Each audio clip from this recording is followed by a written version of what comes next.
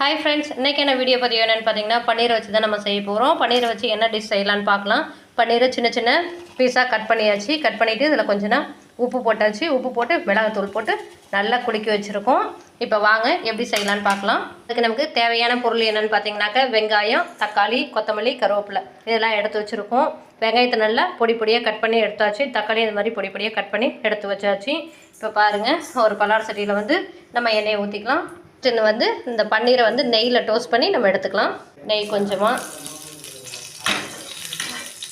மசாலாவெலாம் நல்லா பரட்டி வச்சுருக்கோம். இந்த பன்னீரை இதில் டோஸ்ட் பண்ணிக்கலாம். இப்போ இதில் நல்லா போட்டுக்கலாம். போட்டுக்கிட்டு நல்லா முன்னாடியும் பின்னாடியே போட்டு அப்படியே பரட்டி தனியாக நம்ம எடுத்து வச்சுக்கலாம்.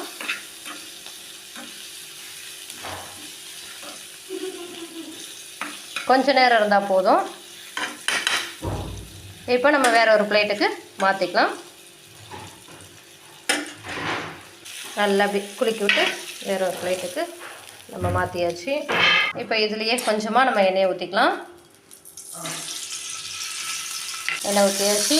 கொஞ்சம் நம்ம கட் பண்ணி வச்சுருக்கிற வெங்காயத்தெல்லாம் போட்டுக்கலாம். கட் பண்ணி வச்சுருக்கிற வெங்காயம்லாம் போட்டாச்சு. போட்டு நல்லா கிண்டிக்கலாம்.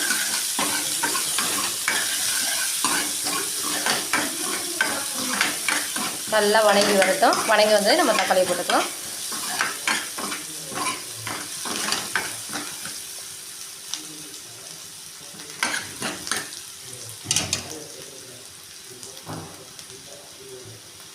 இப்போ தக்காளி கட் பண்ணி வச்சுருக்கிற தக்காளியும் போட்டுக்கலாம்.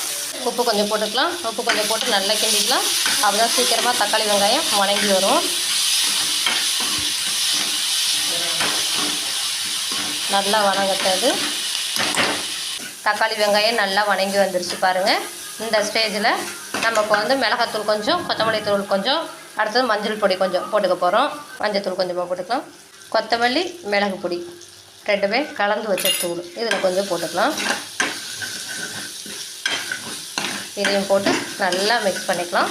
இப்போ நம்ம கொஞ்சமாக தண்ணி ஊற்றிக்கலாம்.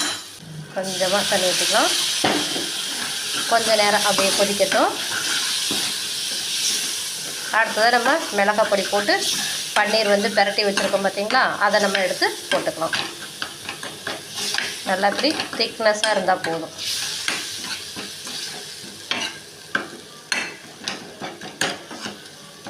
நல்லா கொதிச்சிட்ருக்கு. இந்த ஸ்டேஜில் நம்ம கொத்தமல்லியும் கருவேப்பிலையும் அப்படியே மேலாப்பில் தூவி விட்டுக்கலாம்.